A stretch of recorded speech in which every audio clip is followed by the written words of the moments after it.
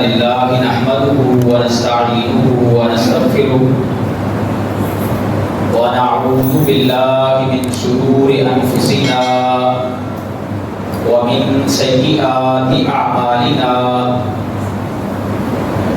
من يهده الله فلا مضل له ومن يضلله فلا هادي له وأشهد أن لا إله إلا الله وأشهد أن محمدا عبده ورسوله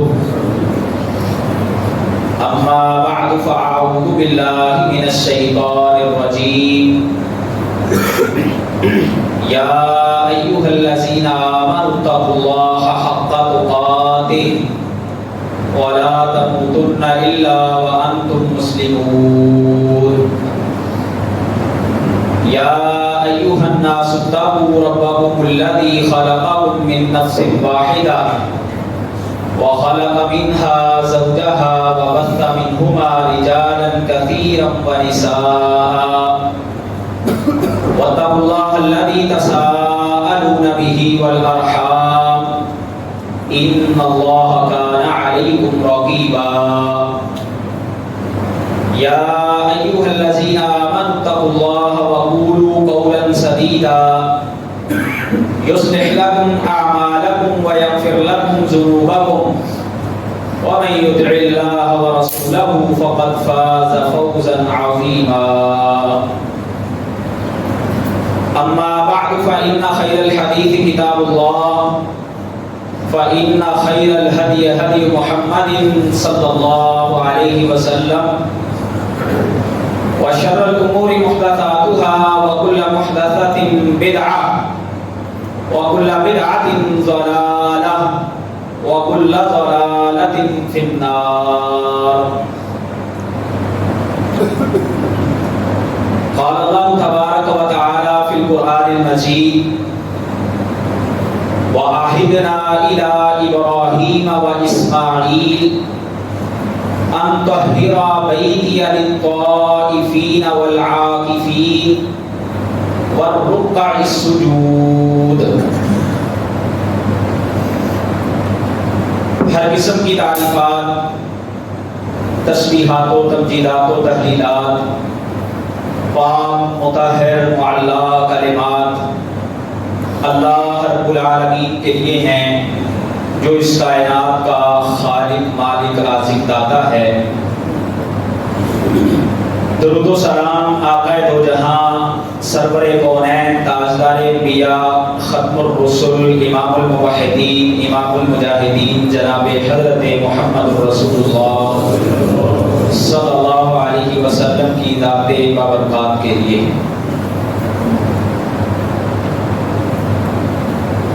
محترم سامعین و سامعات،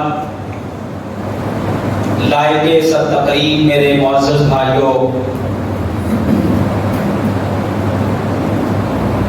آج ہم 16واں روزہ رکھ کے جمعے کی نماز پڑھنے کے لیے اللہ کے گھر میں آئے ہیں۔ اس مبارک موقع پر اللہ سے یہ ہم التجا کرتے ہیں کہ اے میرے اللہ، یہ ہماری طرف سے جو ٹوٹی پھوٹی باتیں، دن کے روزے ہیں، راتوں کے قیام ہیں، قرآن کی تلاوتیں ہیں، صدقات و خیرات ہیں، اے اللہ آپ ان کو شرف قبولیت عطا فرما دیجیے، اور جو دن باقی ہیں ان سے ہمیں کما حقہ استفادہ کی توفیق عطا فرما دیجیے۔ اللہ رب العالمین قرآن مجید میں فرماتے ہیں کہ ہم نے ابراہیم اور اسماعیل علیہ السلام سے اس بات کا عہد لیا، ان طہر بیتی، یہ کہ تم دونوں میرے گھر کو صاف کرو۔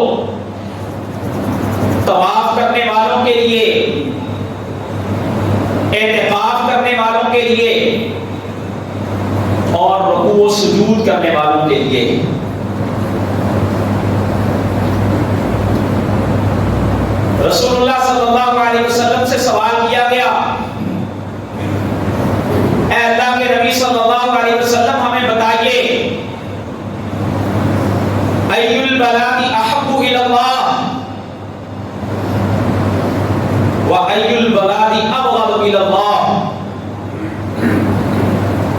کہ اللہ کی زمین کے ٹکڑوں میں سے کون سے ٹکڑے ہیں جو سب سے بڑھ کر کے محبوب ہیں اللہ رب العالمین کو، اور وہ کون سے حصے ہیں جو سب سے زیادہ ناپسندیدہ ہیں اللہ رب العالمین کو۔ رسول اللہ صلی اللہ علیہ وسلم نے جواب نہیں دیا، وحی کا انتظار کیا، حتیٰ کہ جبریل امین آئے، آ کے رسول اللہ صلی اللہ علیہ وسلم کو بتایا کہ نبی محمد صلی اللہ علیہ وسلم یہ جو آپ سے سوال کیا گیا ہے، آپ بتائیے لوگوں کو کہ احب البلاد الی اللہ مساجدها وابغض البلاد الی اللہ اسواقها، کہ اللہ کی زمین کے ٹکڑوں میں سے جو سب سے زیادہ محبوب ٹکڑے اللہ کو ہیں وہ اللہ کے گھر مسجدیں ہیں۔ اور فرمایا جو اللہ رب العالمین کو اس زمین پہ سب سے ناپسندیدہ جگہ لگتی ہیں، اسواقها، وہ جگہ ہیں جہاں پر بازار قائم ہوتے ہیں۔ اب دکان بھی بنانی پڑتی ہے، کاروبار بھی کرنا پڑتا ہے، اس کے بغیر بھی گزارا نہیں ہے۔ صحابہ اکرام بھی کاروبار کرتے تھے، وہ بھی دکانوں پر جاتے تھے، لوگوں کے ساتھ ان کے لین دین ہوتے تھے، لیکن جو بنیادی بات یہاں پہ اسلام نے مجھے اور آپ کو تصور دیا ہے وہ یہ ہے کہ کیا جب میں اپنی دکان پر بیٹھا ہوا ہوں مجھے دکان چھوڑ کے مسجد میں آنا مشکل لگتا ہے کہ آسان لگتا ہے؟ اور جب میں مسجد میں ہوں وہاں پر میرا دل زیادہ لگتا ہے کہ یہاں میں دکان کی طرف زیادہ کھینچتا چلا جاتا ہوں۔ یہ تصور کہ دکان کا اور مسجد کا مقابلہ، مسجد جو ہے یہ انسان کی آخرت بناتی ہے، دکان جو ہے یہ انسان کی دنیا بناتی ہے۔ آج یہ ہماری دنیا کی دکانیں، یہ ہٹیاں، یہاں پر دنیا کے کام ہوتے ہیں اور مسجدوں میں اللہ کی عبادت ہوتی ہے۔ اسی لیے رسول اللہ صلی اللہ علیہ وسلم نے فرمایا کہ اللہ رب العالمین کو اس زمین کے اوپر جو سب سے زیادہ محبوب جگہ ہیں وہ اللہ کے گھر مسجدیں ہیں۔ لاجک تو یہی کہتی ہے کہ دکان پر زیادہ وقت دیں گے پیسہ زیادہ آئے گا، جتنا دکان کو وقت زیادہ دیں گے، اور اگر آپ دکان پہ وقت کم دیتے ہیں پیسہ کم آئے گا۔ لیکن سنیے نبی صلی اللہ علیہ وسلم کی حدیث جو حدیث قدسی ہے، رسول اللہ صلی اللہ علیہ وسلم فرماتے ہیں کہ اللہ رب العالمین نے فرمایا اے آدم زادے تفرغ لی عبادتی املأ یدک غنی واسد فقرک، تو اپنے آپ کو میری عبادت کے لیے فارغ کر، میں تجھے غنی کر دوں گا اور تجھ سے فقیری کو میں روک کے رکھوں گا۔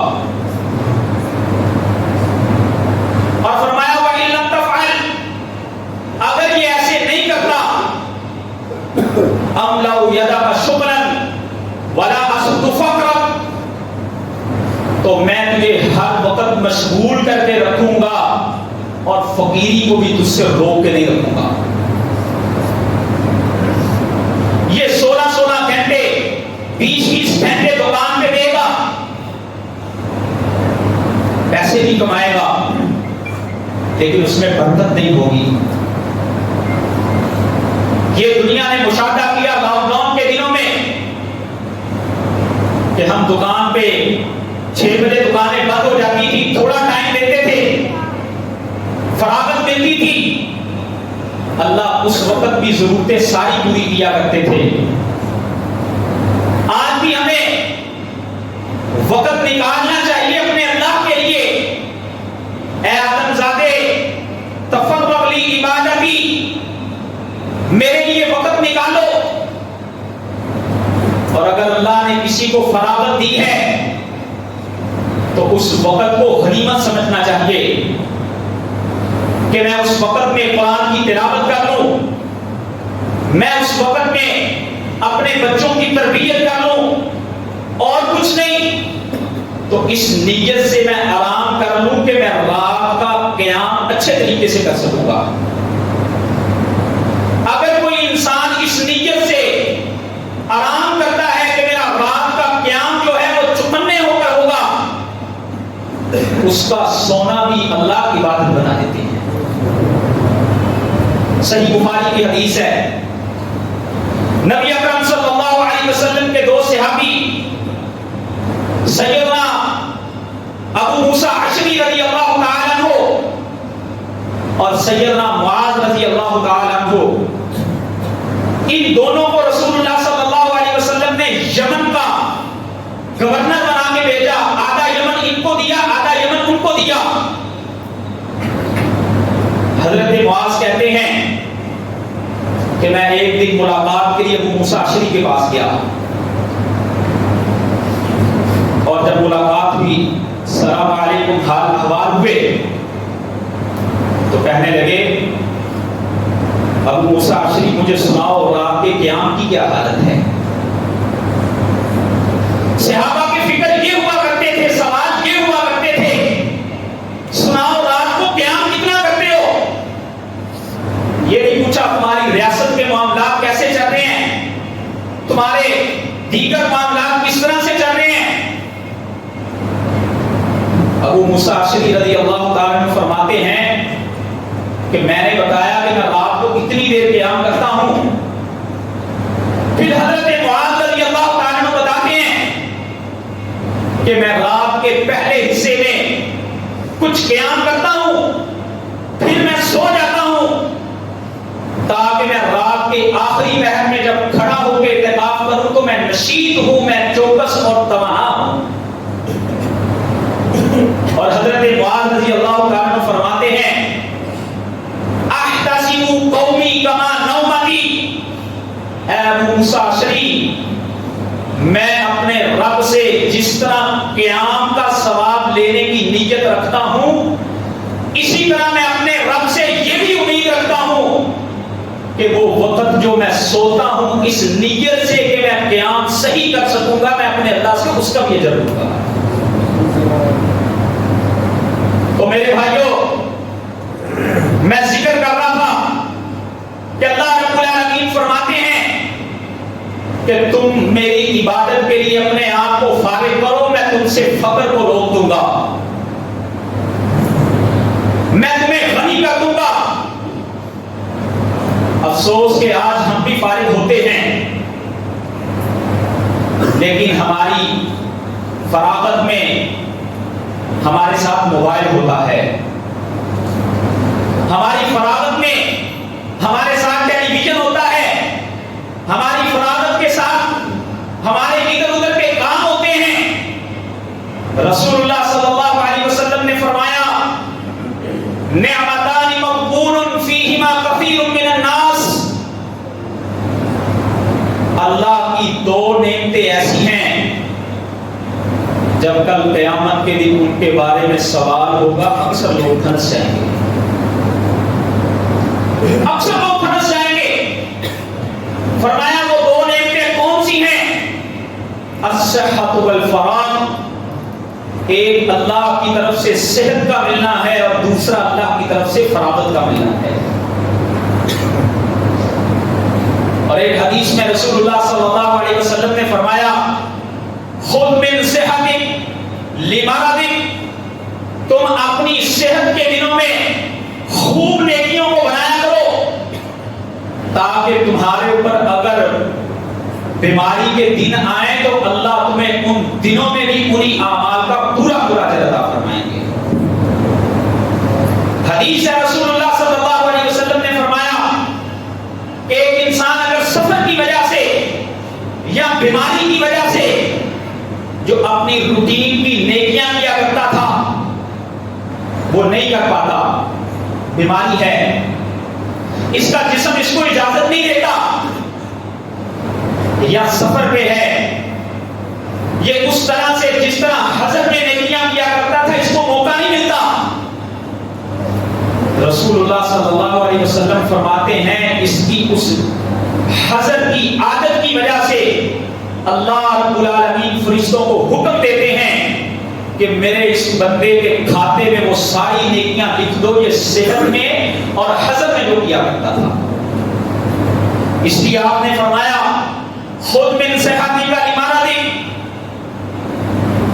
اپنی صحت میں نیکیاں کرنے والے بن جایا کرو تاکہ جب کبھی تمہارے اوپر بیماری آئے تم نیکیاں نہ کر سکو تو اللہ تمہیں ان دنوں میں بھی اسی طرح سے اجر عطا فرماتے رہیں گے۔ اور فراغت، ہمارے یہاں ایک طبقہ ہے جو ریٹائرمنٹ کی زندگی گزارتا ہے اور وہ کہتا ہے میرا وقت نہیں گزرتا، کبھی ادھر بیٹھے، کبھی اس کے پاس بیٹھے، کبھی تاش کھیل لی، کبھی ٹیلی ویژن دیکھ لیا، کبھی کچھ کر لیا۔ تو بھائیو، وقت گزارنے والی چیز نہیں ہوتی، وقت تو استعمال کرنے والی چیز ہے، وقت استعمال کرنے کی چیز ہے۔ وقت کہتے کس کو ہیں؟ یہ سیکنڈ، یہ منٹ، یہ گھنٹے، یہ دن اور یہ مہینے اور یہ سال جو میری اور آپ کی زندگی ہے، جو اللہ رب العالمین نے مجھے اور آپ کو عطا کر دی ہے۔ تو آئیے اس وقت کو ہم اچھے اچھے کاموں میں گزاریں، اور ان اچھے کاموں میں سے ایک اعتکاف ہے، اعتکاف کر لیں۔ رسول اللہ صلی اللہ علیہ وسلم بڑے شدید ترین مصروف انسان تھے، آپ کے گھر کے معاملات بھی تھے، صحابہ کے فیصلے بھی کیا کرتے تھے، انٹرنیشنل لیول پہ ریاستوں کے ساتھ معاملات کو بھی ڈیل کیا کرتے تھے، اتنے مصروف ہوتے تھے، لیکن اس کے باوجود رسول اللہ صلی اللہ علیہ وسلم نے مدنی زندگی میں جب سے اللہ نے رمضان دیا آپ نے کبھی اعتکاف نہیں چھوڑا تھا۔ آپ ہر سال اعتکاف کرتے، کبھی 2 عشروں کا، کبھی 1 عشرے کا۔ ایک دفعہ رسول اللہ صلی اللہ علیہ وسلم نے آغاز میں آپ آخری عشرے کا اعتکاف نہیں کرتے تھے، اس سے پچھلے عشرے کا اعتکاف کرتے تھے۔ 21 کی صبح کو جب لوگ جانے لگے تو رسول اللہ صلی اللہ علیہ وسلم نے صحابہ کو مخاطب کر کے فرمایا میرے صحابہ، آج ہم اعتکاف کو ختم کر رہے تھے، لیکن مجھے اللہ کی طرف سے بتایا گیا ہے کہ وہ رات جو لیلۃ القدر کی رات ہے وہ آخری عشرے کے اندر ہے۔ فرمایا جو تم میں سے چاہے اس آخری عشرے کا اعتکاف کرنا، میں اس آخری عشرے کا بھی اعتکاف کروں گا، وہ میرے ساتھ اعتکاف پہ موجود رہے۔ اور رسول اللہ صلی اللہ علیہ وسلم نے فرمایا کہ مجھے باقاعدہ طور پر وہ رات دکھائی گئی جو لیلۃ القدر کی رات ہے، لیکن پھر وہ مجھ سے بھلا دی گئی۔ فرمایا ہاں مجھے اتنا یاد ہے کہ اس رات میں نے جب مسجد میں سجدہ کیا تھا تو کیچڑ کی حالت تھی۔ رسول اللہ صلی اللہ علیہ وسلم کی مسجد کیا وہ سادگی کا منظر ہوا کرتی تھی، جس کی چھت جو ہے وہ شتیر کے ساتھ بنائی گئی تھی، پتے ڈال کر کے جس کو بنایا گیا تھا، نبیوں کے امام وہاں پہ سجدہ کر رہے ہیں اور آپ کی پیشانی پر وہاں سے کیچڑ ڈال رہا ہے۔ اللہ اکبر۔ رسول اللہ صلی اللہ علیہ وسلم نے فرمایا اب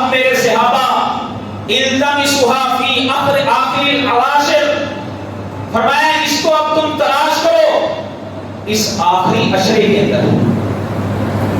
اور جب کبھی اگر رسول اللہ صلی اللہ علیہ وسلم کا اعتکاف رہ گیا، ایک سال ایسے بھی ہوا، ام المؤمنین حضرت عائشہ رضی اللہ تعالی عنہا نے آپ سے اجازت مانگی، اللہ کے نبی مجھے اعتکاف کی اجازت دیں.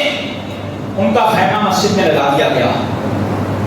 حضرت حفصہ نے کہا اے عائشہ آپ میرے لیے بھی اجازت لے لیں. اللہ کے نبی صلی اللہ علیہ وسلم نے ان کو بھی اجازت دے دی. آپ نماز پڑھنے کے لیے آئے تو دیکھا مسجد میں ایک اور خیمہ لگا ہے. کہا یہ کس کا خیمہ ہے؟ بتایا گیا اللہ کے نبی یہ حضرت زینب ام المؤمنین کا خیمہ ہے. رسول اللہ صلی اللہ علیہ وسلم نے فرمایا کہ مجھے ایسے محسوس ہوتا ہے کہ تم بجائے نیکی کے دوسرے کے مقابلے کے لیے اعتکاف کر رہی ہو، میں اس سال اعتکاف نہیں کروں گا. آپ اٹھ کے گھر چلے گئے اور پھر شوال کے 10 دنوں میں رسول اللہ صلی اللہ علیہ وسلم نے اعتکاف کیا. تو اس حدیث سے یہ مسئلہ بھی پتہ چلتا ہے کہ اگر کوئی انسان روزہ نہیں رکھ سکتا، وہ اعتکاف کی عبادت کر سکتا ہے تو اسے اعتکاف کر لینا چاہیے. روزہ اعتکاف کے لیے شرط نہیں ہے. اگر کوئی انسان روزہ نہیں رکھ سکتا، اس کے پاس رات کا قیام کرنے کی طاقت ہے تو اسے رات کا قیام کر لینا چاہیے. میرے بھائیوں، نیکی کا کوئی بھی موقع ملے اس کو ضائع مت کیا کرو، کر گزرا کرو. یہ نہ دیکھا کرو کہ ابھی میرے پاس بڑا وقت ہے، یہ تو فلاں عذر جو ہے وہ آگے آ گیا ہے. صحابہ اکرام کا جو ذوق اور شوق ہوتا تھا وہ موقع تلاش کیا کرتے تھے نیکی کرنے کے لیے. اور یہ آخری عشرہ رسول اللہ صلی اللہ علیہ وسلم اس میں کتنی محنت کیا کرتے. صحیح بخاری کی حدیث ہے، صحابہ بیان کرتے ہیں اذا دخل العشرہ، جب اللہ کے نبی آخری عشرے میں داخل ہوتے، احیا لیلہ، اللہ کے نبی ساری رات جاگا کرتے. وَأَيْقَظَ أَهْلَهُ، اور اپنے اہل کو بھی جگایا کرتے. اور حدیث کے لفظ ہیں وَشَدَّ مِعْذَرَهُ، آپ اپنی کمر کو کس لیا کرتے کہ یہ جو آخری عشرہ ہے اس میں خوب محنتیں کرنی ہیں.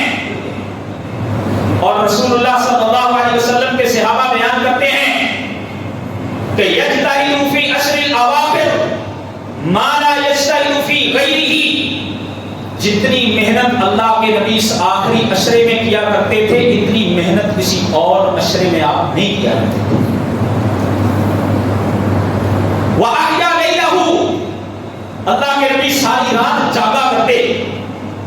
اور وہ جاگنا جاگنے کے لیے نہیں ہوتا تھا، وہ جاگنا عبادت کے لیے ہوتا تھا. ہمارے ہاں بعض لوگ دیکھنے میں آئے راتوں کو جاگتے ہیں، مسجدوں میں بیٹھے گپیں بھی چل رہی ہیں، چلو تراویح کی نماز پڑھ لی، اب جو ہے وہ کھانے بھی آ رہے ہیں، چلو اب تھوڑی دیر بعد چائے ہو جائے. رسول اللہ صلی اللہ علیہ وسلم جو جاگا کرتے تھے وہ جاگنے کے لیے نہیں جاگتے تھے بلکہ اللہ کی عبادت کے لیے جاگا کرتے تھے.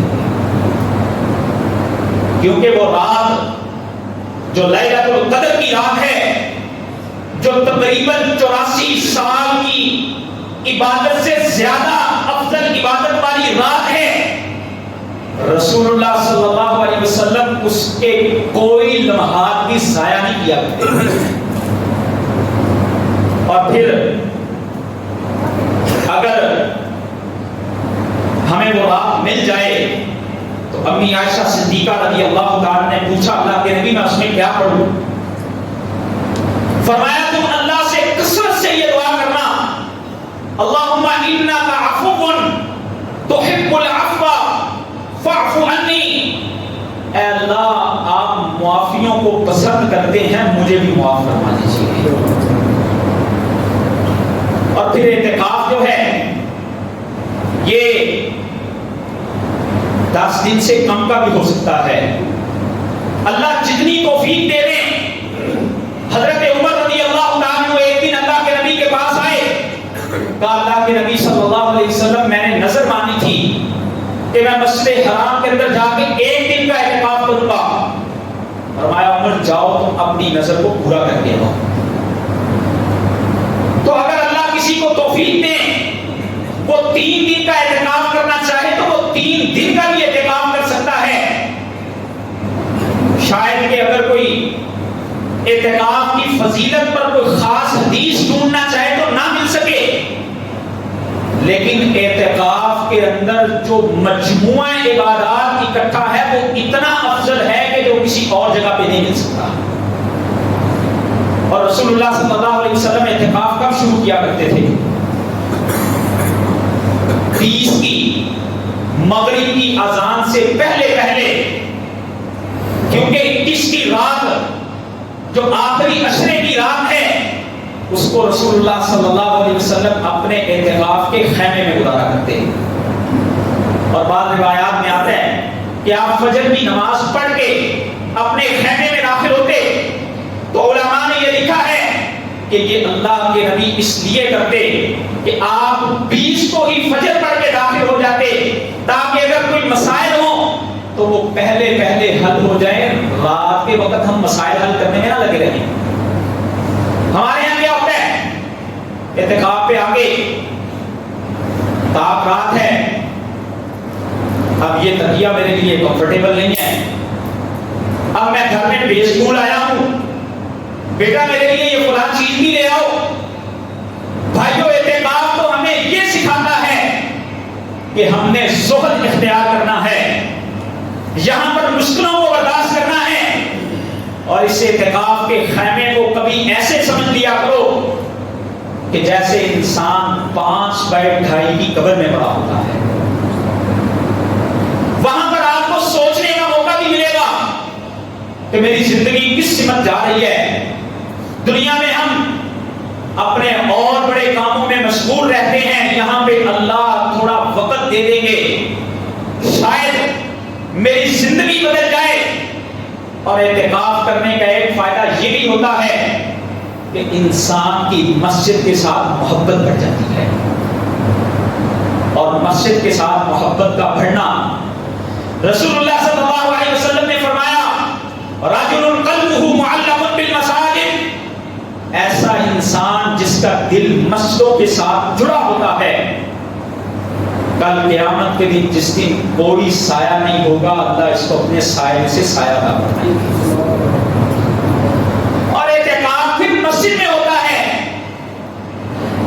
رسول اللہ صلی اللہ علیہ وسلم کی ازواج مطہرات نے بھی اگر اعتکاف کیا تو مسجد میں کیا.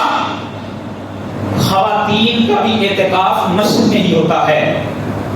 ہاں اگر کوئی عارضہ پیش آ جائے اس میں جا سکتی ہیں. ہمیں صحابیات سے زیادہ نیک بننے کی کوشش نہیں کرنی چاہیے. بعض دفعہ ہمارے ہاں لوگ کچھ میڈیسنز کا استعمال کر لیتے ہیں، ہارمونز پر اثرات پڑتے ہیں. ہمیں نیکی اتنی کرنی چاہیے جتنی ہماری طاقت کے اندر ہوتی ہے. اگر صحابیات نے ایسے نہیں کیا تو ہمیں بھی ایسے نہیں کرنا چاہیے. اور پھر یہ اعتکاف اس میں انسان کو زبان بندی کا موقع مل جاتا ہے. انسان بولتا کم ہے، غور و خوض زیادہ کرتا ہے، اور زبان کا کم استعمال ہونا یہ بہت بڑی نعمت ہے. ایک صحابی نے کہا اللہ کے نبی مجھے کوئی وصیت کیجیے. فرمایا کف علیک لسانک، اپنے اوپر اپنی زبان کو بند کر لے.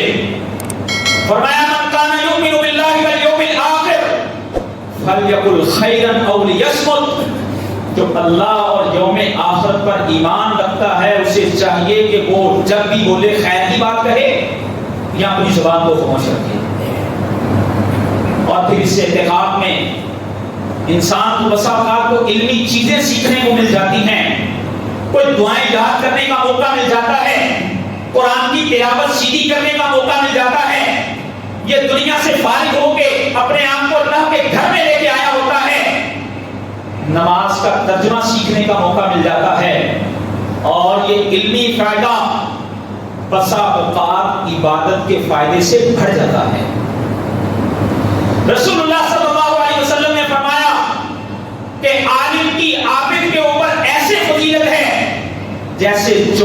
کے رات کے چاند کی ستاروں کے اوپر فضیلت ہوتی ہے۔ تو ہمیں علمی استفادہ بھی اگر اللہ موقع دیں تو وہ ضرور کرنا چاہیے۔